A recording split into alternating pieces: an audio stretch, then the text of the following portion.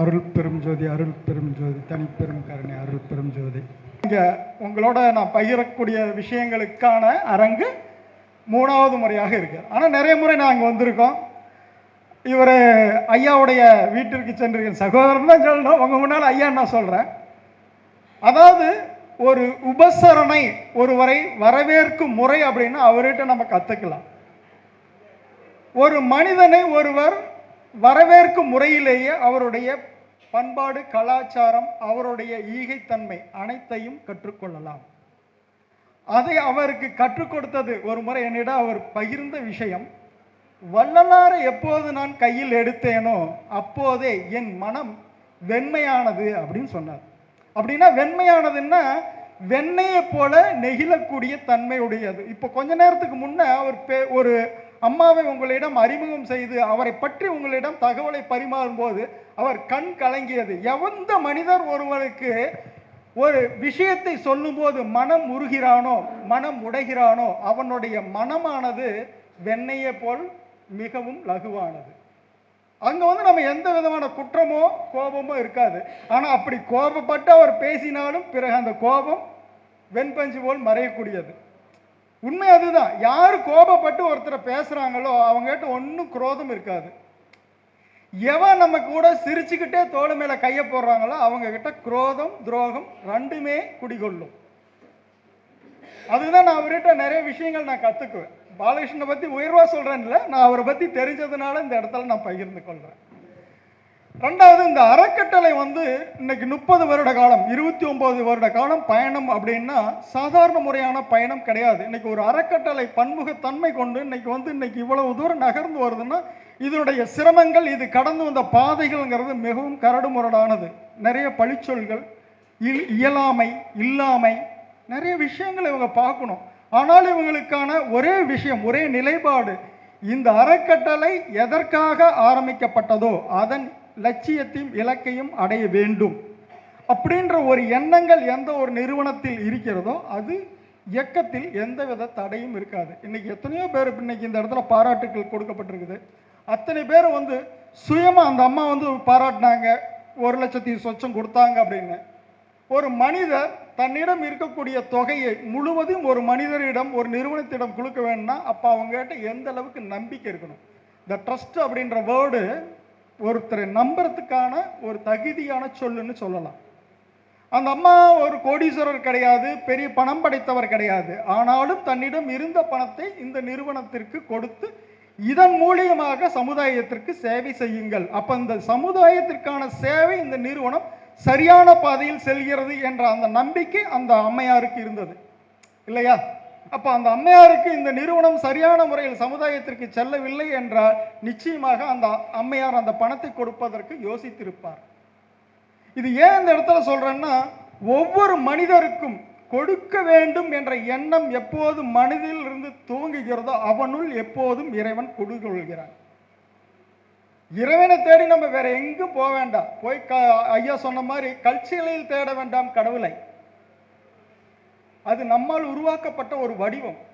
ஆனால் அந்த கடவுள் எந்த இடத்தில் இருக்கிறார் அப்படின்னா உன் மனதிற்குள் உன் நிலை கொண்டு இருக்கிறார், தீப ஒளியாக வீற்றுகிறார். அதுதான் வள்ளலாரும் சொல்றார். வள்ளலார் அலையாத அலைச்சல் அல்ல, தேடாத தேடல் அல்ல, எல்லா இடங்களிலும் தேடுறார். வள்ளலார் மட்டுமல்ல, ஆதிசங்கரரும் தேடுறார். கடவுளை எங்கெங்கே தேடுறாங்க. ஆனால் 4 வேதங்களுடைய இறுதி சொல் என்ன? உனக்குள் தான் கடவுள் இருக்கிறார்.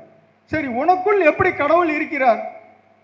நம்ம பார்க்கக்கூடிய உருவத்திலா, அல்லது வரைந்து வைத்த ஓவியத்திலா, அல்லது மற்றொரு சொல்லக்கூடிய உருவத்திலா? இல்லை.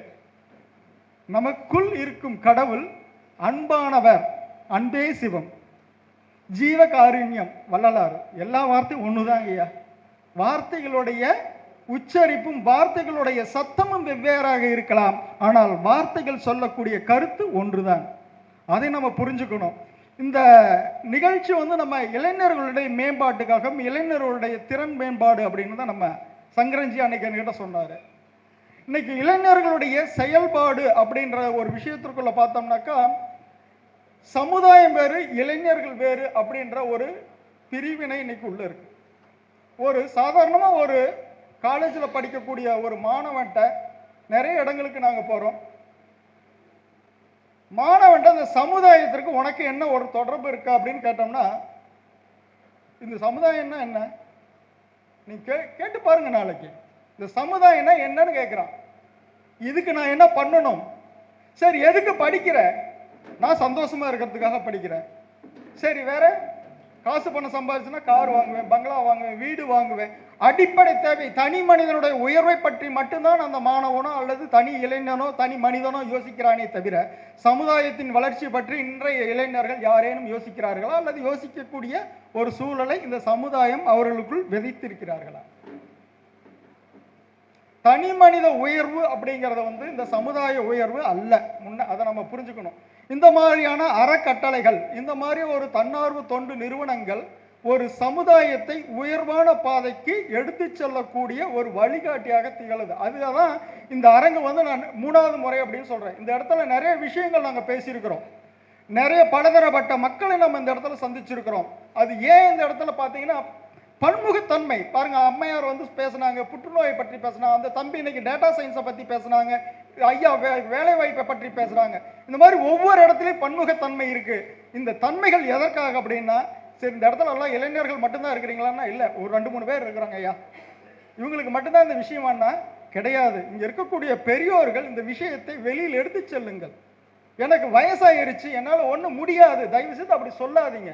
நீ உங்களுடைய இறுதி காலம் வரை உங்களுடைய சேவை, உங்களுக்கான தொண்டு, உங்களுக்கான சமுதாய பணி இந்த உலகில் தொடர்ந்துகிட்டு தான் இருக்கு. என்னைக்கு இந்த சமுதாயத்திலையும் இந்த உலகத்திலையும் உங்களுக்கான எந்த விதமான தொடர்பும் கிடையாது, உங்களுக்கான வேலை முடிஞ்சது, உங்க கர்மம் முடிஞ்சதுன்னா சாரி சார், உங்களுக்கு இங்க எதுவுமே கிடையாது சார், அவ்வளவுதான். மரணம் அப்படிங்கிறது எப்போ முடியுது? உங்களுக்கான எந்த விஷயமும் இல்லைங்கும் போது எண்டு கார்டு போடுறான். ஆனா நம்ம என்ன நினைக்கிறோம்? என்னால என்ன முடியும், எனக்கு வயசாகி போச்சுப்பா, எனக்கு பொருளாதார சிரமங்கய்யா, நான் யாரை போய் பார்க்கட்டும். இந்த கேள்விகள் கிடையாது. பக்கத்தில் இருக்கக்கூடிய இளைஞர்களையோ அல்லது படிக்கக்கூடிய மாணவர்களையோ பாருங்க, அவர்களுக்கான எதிர்காலத்தை பற்றி சொல்லுங்கள். உங்களுடைய அனுபவங்களை பகிர்வது கூட ஒரு வகையான கல்வியே. இன்னைக்கு இந்த மடம் 29 வருட காலம் கடந்து வந்த பாதையை இன்னொருத்தர்கிட்ட சொன்னாருன்னு வச்சுக்கீங்களேன். இப்போ சப்போஸ் என் நண்பர்கிட்ட அவர் சொல்றார், இந்த மாதிரி வள்ளலார் ஆசிரமம் இந்த இடத்துல நாங்கள் ஆரம்பித்தோம், இது உணவுக்காக ஆரம்பித்தோம், இன்னைக்கு இந்த மாதிரி நாங்கள் பண்ணியிருக்கோம், செஞ்சியில் ஒரு அமைப்பு உருவாக்கி இருக்கிறோம், இந்த மாதிரி நாங்கள் தொண்டுகள் செஞ்சுருக்கோம், பன்முகத்தன்மை இந்த இடத்துல நாங்கள் பண்ணிட்டு இருக்கோம், மெடிக்கல் கேம்ப் பண்ணுது, இங்கே இளைஞர்களுக்கான கல்வி உதவி பண்ணுறாங்க, நிறைய விஷயங்கள் பண்ணுறாங்க. அப்போ இந்த விஷயங்களை அவர்கிட்ட சொல்லும் போது என்ன ஆகுது? ஏன் நம்ம இதை செய்யக்கூடாதுன்னு அவருக்கு எழுமா எழாதா? குரு அப்படிங்கிறது, குரு மனிதனை தேடாதே, முதல்ல ஒரு விஷயத்தை தேடுங்க. என்னன்னா இன்னைக்கு எல்லாருமே குருன்னா உடனே போய் ஒரு குரு, ஒரு இவர் தான் எனக்கு குரு, ஒரு உருவத்தை எடுத்துக்கிறாங்க, இல்லைன்னா ஒரு செலிபிரிட்டி எடுத்துக்கிறாங்க, இல்லைன்னா உயர்ந்த ஒரு மனிதனை எடுத்துக்கொள்கிறார்கள். அவர்கள் குரு அல்ல.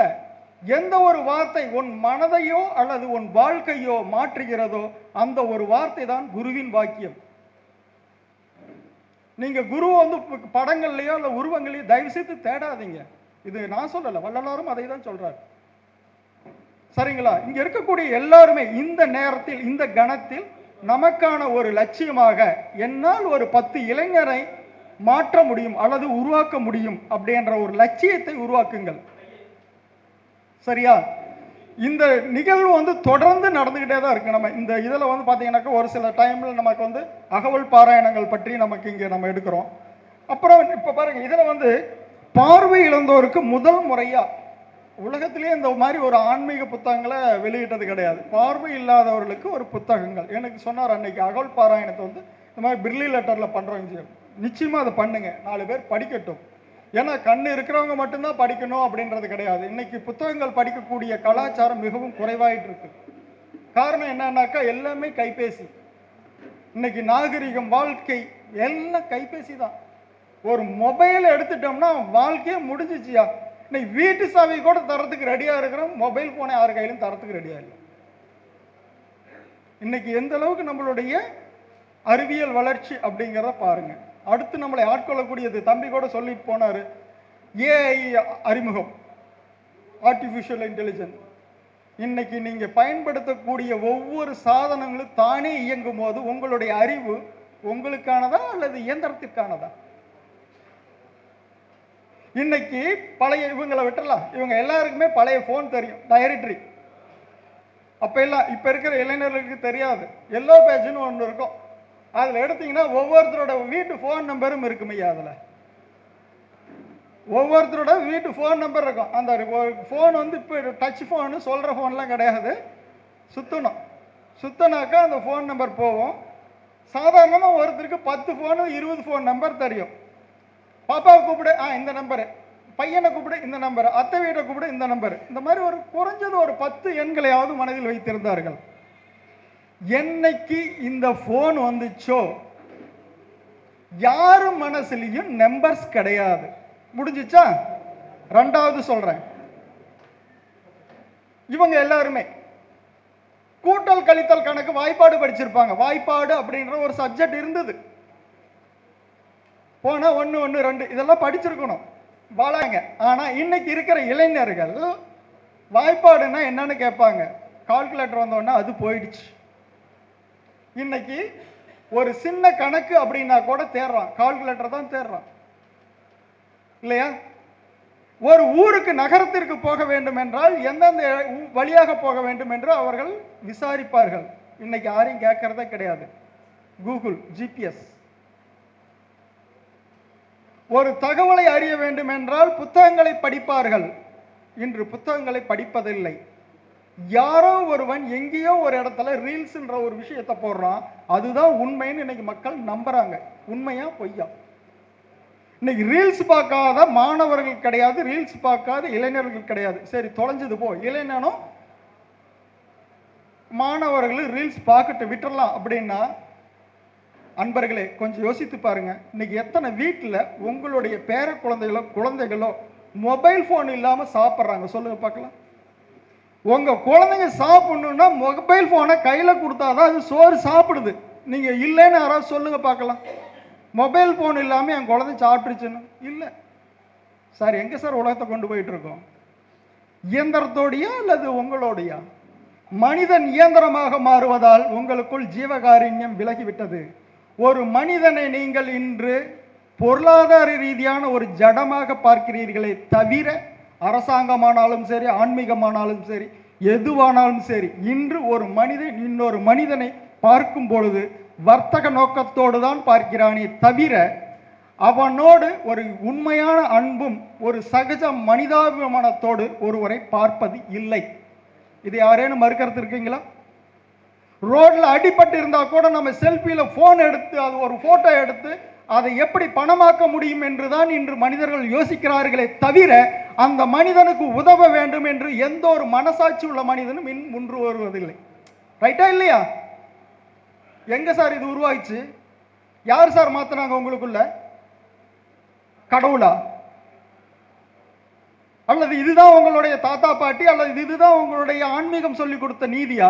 இதுதான் தர்மமா? இல்லையே. யாரோ ஒருத்தன் கண்டுபிடிச்சாயா சின்னதா ஒரு மிஷின், அதை உங்க கையில கொடுத்தான். இன்னைக்கு உங்க மூளையை அந்த மிஷினுக்குள்ள அடமான வச்சுட்டு இன்னைக்கு ஜடமா தெரிகிறோம். உண்மையா பொய்யா? சிந்திக்கல அப்படின்னா நாளைக்கு உங்களுடைய குழந்தைகளுக்கு நீங்கள் அறிமுகத்தில் கூட இருக்க மாட்டீர்கள். தாய் தந்தையர் முகத்தை கூட மறந்துவிடும் உங்களுடைய குழந்தைகள். இன்னைக்கு கல்யாணம் நடக்குது, ஏதோ ஒரு நாட்டில் நடக்குது, எங்க அம்மா அப்பா இங்க வீடியோ போன்ல பேசிட்டு இருக்காங்க. என் பையனை கஷ்டப்பட்டு படிக்க வச்சு அவன் அமெரிக்காவில் பெரிய பெரிய கார் வாங்கியிருக்கிறான், பங்களா வாங்கியிருக்கிறான், அப்படி வாழ்றான் இப்படி வாழ்றான். நீ எங்க வாழ்ற? ஆர்பனேஜ்ல இருக்கிற. இது யார் சார் கத்துக் கொடுத்தது?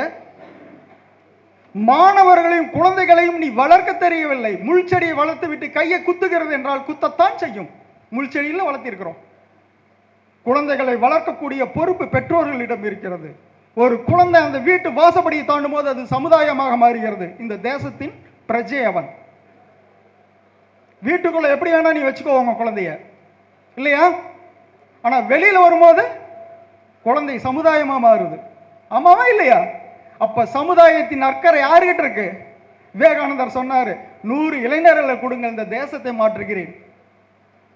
சார் 100 இளைஞர்களை கொடுக்கிறோம், சுயமா சிந்திக்கிற இளைஞர்களை கொடுக்கல சார். நாங்க ரோபாட்ஸை கொடுத்துருக்கிறோம் சார்.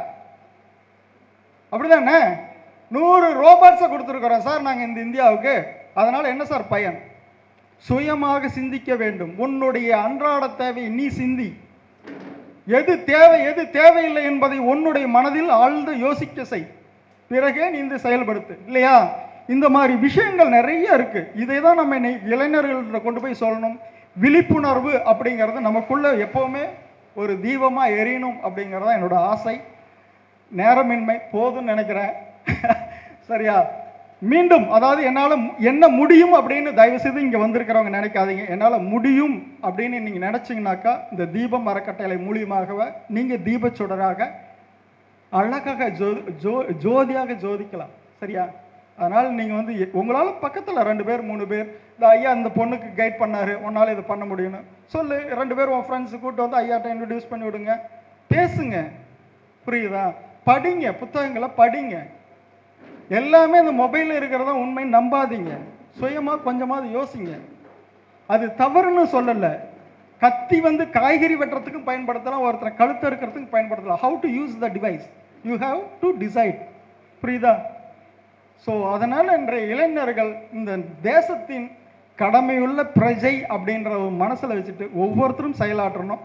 பெரியோர்களும் உங்களுடைய குழந்தை பேரர் மற்றும் எல்லாருக்குமே விஞ்ஞான வளர்ச்சிங்கிறது உங்களுக்கான உதவிக்கான ஒரு கருவியை தவிர அதுதான் உங்களுடைய வாழ்க்கை இல்லை என்பதை இந்த தீபம் அறக்கட்டையில் பேச வாய்ப்பளித்த பாலாஜிக்கும் நம்ம சங்கர்ஜிக்கும் மற்றும் இங்கே இருக்கக்கூடிய அனைவருக்கும் நன்றி சொல்லி இந்த பொன்னான வேலையில் உங்களுடைய எண்ணங்கள் ஜோதியாய் மினிர தீபம் அறக்கட்டளை மூலமாக உங்களை வாழ்த்தி விடைபெறுகிறேன். ஹரி ஓம் சிவாய நமः.